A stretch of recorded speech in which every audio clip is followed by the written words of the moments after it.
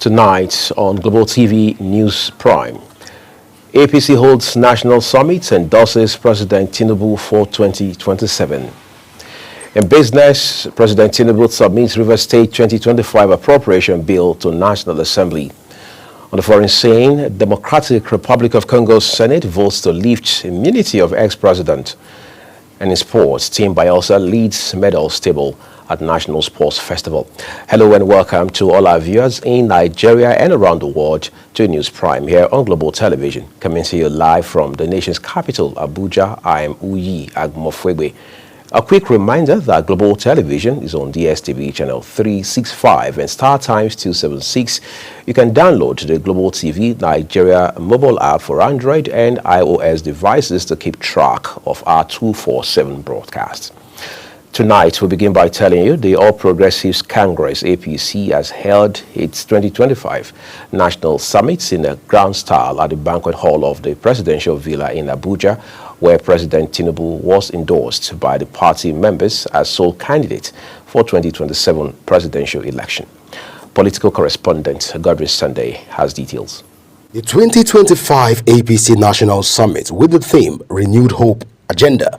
The journey so far was well attended by party members across the country. The summit aimed to foster conversations around the renewed hope agenda of President Bola Ahmed Tinubu and assess the renewed hope vision in the last 2 years. President Bola Tinubu thanked participants and party members and urged them to remain resolute and committed to nation building and optimistic as better days are still ahead.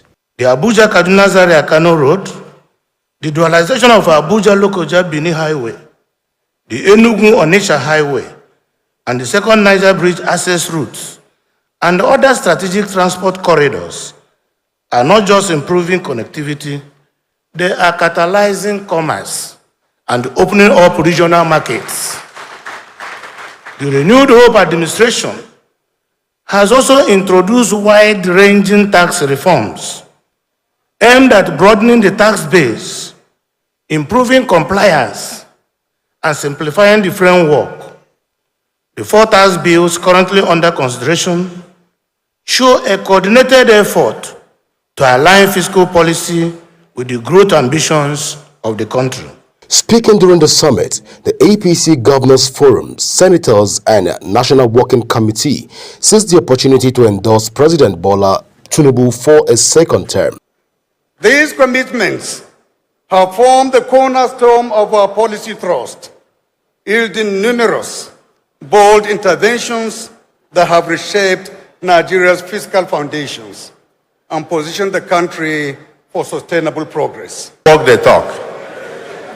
In totality, what they are saying that even though you met a foamy economy, even though you met over 30 trillion debt, you have paid over 8 trillion, and nobody knows about that.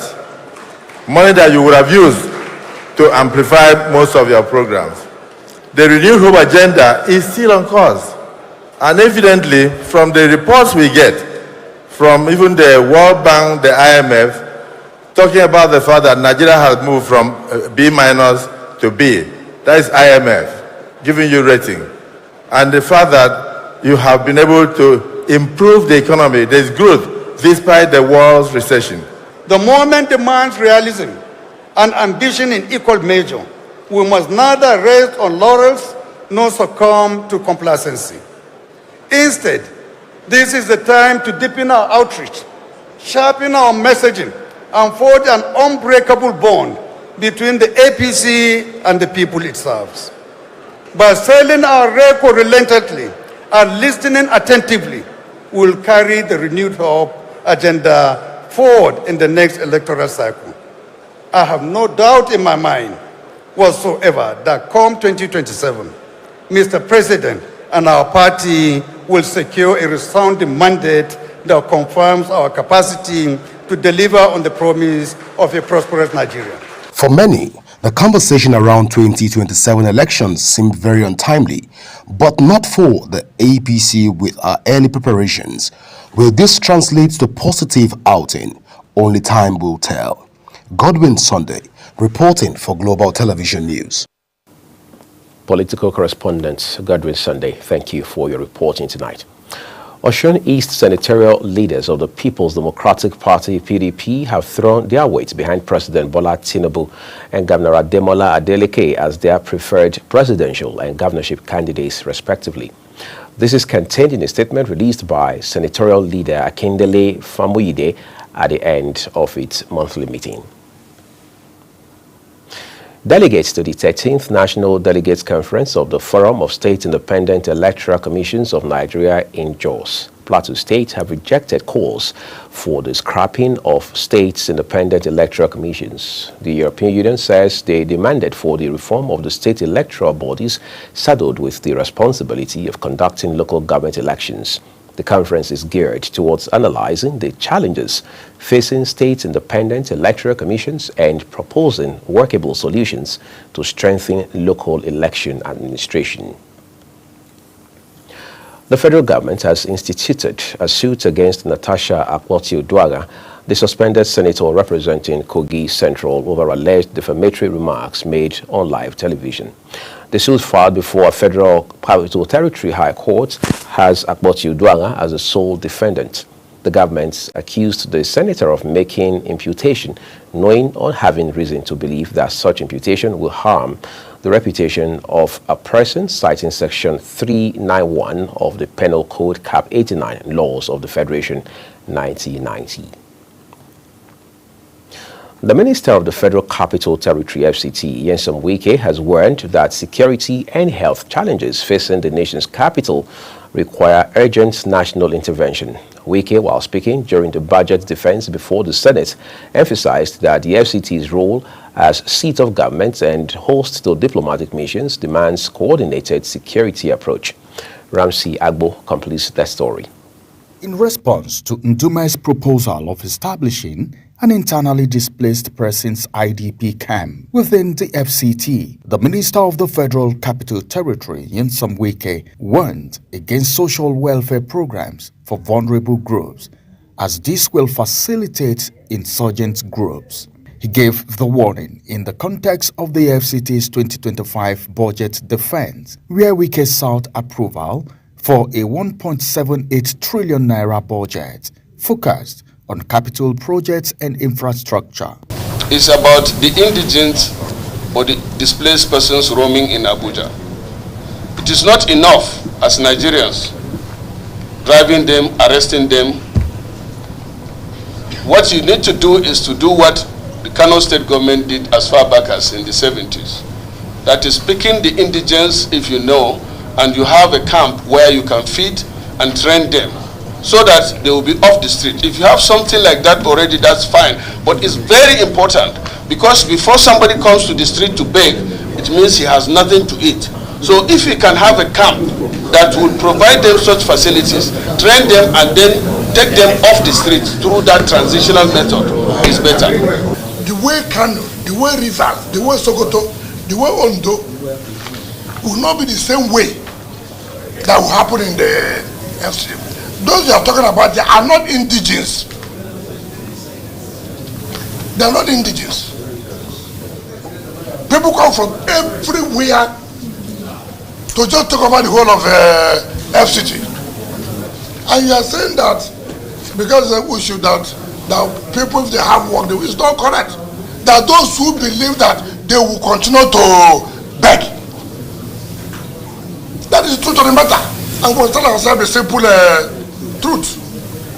As a city like this, with the Federal Capital Territory, where you have all the international bodies where they reside, it will be difficult for you to follow that kind of pattern. And we don't want for us to say, let's keep them social areas and then train them for this job and that. The FCT cannot handle that. Wike's caution reflects broader security challenges in the region, as Boko Haram insurgents attacks have been increasing in Nigeria, particularly in the northeast. Ramsey Enoch Agbo reporting for Global TV News. The National Emergency Management Agency, NEMA, has launched the 2025 National Preparedness and Response Campaign to mitigate the impact of flooding on communities in Bauchi State. Speaking during the launch of the campaign, Deputy Director of General Service at the agency, Beatrice Samuel, said Bauchi is one of the states with the highest risk of flooding, hence the sensitization by the agency. He noted that the campaign by the agency is a strategic plan for the preparedness and response to flooding in Nigeria in response to an early information warning by the Nigerian Meteorological Agency.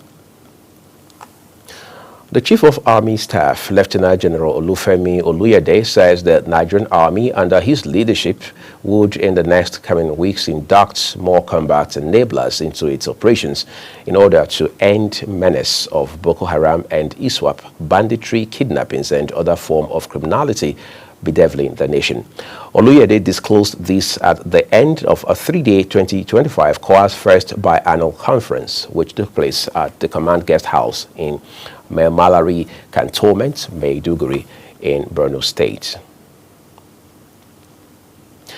In response to the looming food security crisis in Nigeria and Benue State, the Tiv Area Traditional Council has issued an ultimatum to herders operating in Tiv land to vacate all Tiv territories by end of May this year. The directive was announced following an emergency meeting held at the Tiv Palace in Gboko, Benue State. The meeting was chaired by the Tiv, His Royal Majesty Professor James Ortese Yozua Ayatse, and attended by all graded traditional rulers of the Tiv Kingdom. The list with a proposed 300. This is Global Television, and you're watching the live broadcast of News Prime. When the rest of the news returns shortly, DR Congo's Senate votes to lift immunity of ex-president. Details coming shortly, plus business and sports stories on the other side of this break. Please do stay with us.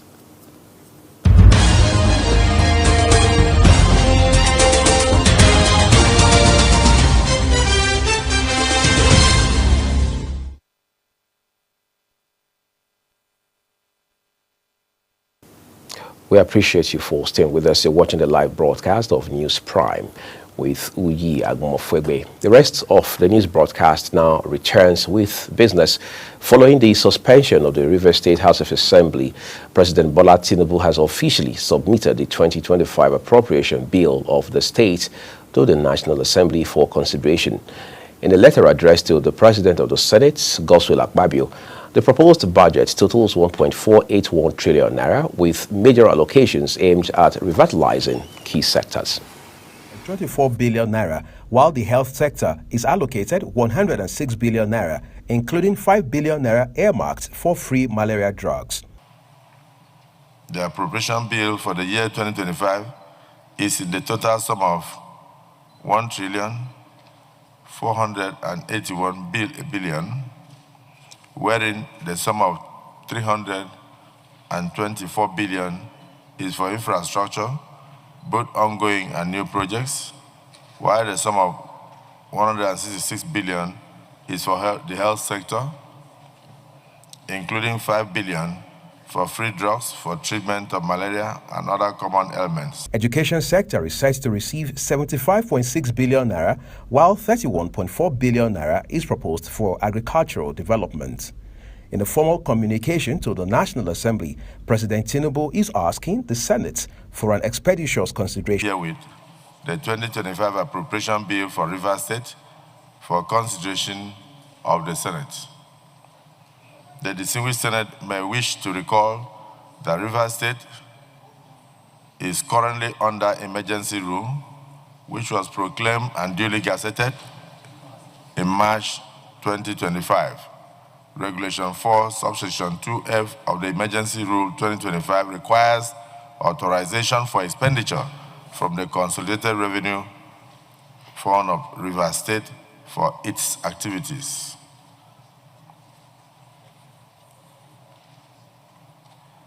In the absence of the State Assembly, it's expected that the National Assembly acts on that behalf. Hence, the request for the approval of the Senate for the Rivers State Government 2025 Appropriation Bill. the Senate has referred the bill to its ad hoc committee on emergency rule with instructions to review the proposal and report back to the chamber as soon as possible. Uyi Agmofwegbe reporting for Global Television News. Nigeria is on the verge of paying another $100 million to the ECOWAS Bank for Investment and Development to aid its developmental projects across the sub-region. The bank's president, Dr. George Donko, disclosed this during an interactive session with heads of ECOWAS institutions and specialized agencies at the ongoing first ordinary sessions of the ECOWAS Parliament in Abuja. The interactive session was to enable the bank present its progress reports and vision for regional integration, economic transformation, and sustainable development. Let's go further into the world news tonight with an update. The Democratic Republic of Congo Senate has voted to lift the immunity of ex-president Joseph Kabila, whom the government accuses of supporting the M23 armed group, a Rwanda-backed militia in the mineral-rich East. By 88 ballots to 5, the upper house backed exposing the 53-year-old to prosecution on charges of supporting the M23 armed group, which has seized swathes of the eastern DRC with Rwandan support. His successor, President Felix Tshisekedi, has accused Kabila of conspiring with the M23, whose recent lightning offensive has intensified the more than 3-decade-long eastern conflicts. En conséquence, still in Africa, Kenya's Foreign Secretary Musalia Mudavadi has responded to criticism about the kidnapping of a Ugandan opposition leader on his soil last year. Uganda is Kenya's largest export market, and Mudavadi debunks the claim that the country is a rogue state. Kenya is not a rogue state. That is the position. That's why we are here. All right? Kenya is not a rogue state. That is why there are the freedoms that people are actually enjoying in this country. He further stated that his country does not want to be seen as failing or antagonizing its neighbors. We as Kenya can only be useful for as long as we can help in making sure there is peace and stability, making sure that there is law and order, and making sure that Nairobi or any other part of Kenya is not seen as fueling or antagonizing our neighbors. Kiza Basigye, 69, was abducted by armed men in the heart of the Kenyan capital in November and re-emerged a few days later at a military court in Uganda. Kenya's government had previously denied any involvement in Basigye's abduction. Away from Africa, Israeli Prime Minister Benjamin Netanyahu has accused the leaders of France, Britain, and Canada of emboldening Hamas militants by condemning Israel's recent expansion of its offensive in Gaza. I could never understand how this simple truth evades the leaders of France, Britain, Canada, and others. They're now proposing to establish a Palestinian state and reward these murderers with the ultimate prize. Well, for 18 years, we had a de facto Palestinian state. It's called Gaza. And what did we get? Peace? No. Netanyahu was speaking after Thursday's deadly attack on Israeli embassy staff in Washington. Days earlier, the UK, France, and Canada had condemned Israel's expanded offensive in Gaza as disproportionate and described the humanitarian situation as intolerable. Uyi Agmofwegbe reporting for Global TV News. Now let's go find some excitement from the world of sports. Team Bayelsa is still maintaining its lead on the medals table at the ongoing National Sports Festival in Ogun State. Bayelsa garnered 30 gold, 12 silver, and 13 bronze medals 5 days into the festival to maintain a comfortable lead. The official medals table of the short sporting event, tagged Gateway Games 2024, indicated that Delta is second with 21 gold, 9 silver, and 26 bronze medals. Beyond Nigeria now, Newcastle United manager Eddie Howe has admitted it would be a huge disappointment if his side fails to secure qualification for the Champions League as they prepare for their final Premier League fixture of the season against Everton on Sunday. His team knows that a victory at James's Park would effectively guarantee a top 5 finish. Currently fourth in the table on 66 points, Newcastle sits ahead of Chelsea and Aston Villa on goal difference, with 7th placed Nottingham Forest a further point behind. The long-standing rivalry between African star Quadri and South American maestro Hugo Calderano will be reignited at the 2025 ITTF World Championships in Doha. The two continental giants are set to meet in the 4th round of the men's singles at the Lusail Arena. And now to end Global TV News Prime, here is a recap of the top stories. The All Progressives Congress, APC, has held its 2025 National Summit in a grand style at the banquet hall of the Presidential Villa in Abuja, where President Bola Tinubu was endorsed by the party members as sole candidate for the 2027 presidential election. In business, following the suspension of Rivers State House of Assembly, President Bola Tinubu has officially submitted the 2025 appropriation bill of the state to the National Assembly for consideration. On the foreign scene, the Democratic Republic of Congo Senate has voted to lift the immunity of ex-President Joseph Kabila, whom the government has accused of supporting the M23 armed group, a Rwanda-backed militia in the mineral-rich East. And finally, in sports, Team Bayelsa is still maintaining its lead on the medals table at the ongoing National Sports Festival in Ogun State. And that's all we have for you tonight on News Prime. A quick reminder that Global TV is on DSTV channel 365 and Star Times 276. Kindly follow us across all social media platforms using the handle at Global TV NG, as well as the others as you now find on your screen. We would like to remind all of our viewers to also download the Global TV Nigeria mobile app for Android and iOS devices from across their respective stores, so you can keep track of our 24/7 broadcast. My team and I are grateful to you for your time watching the news tonight. I am Wiyag Mofwebe. Have a big weekend ahead of you.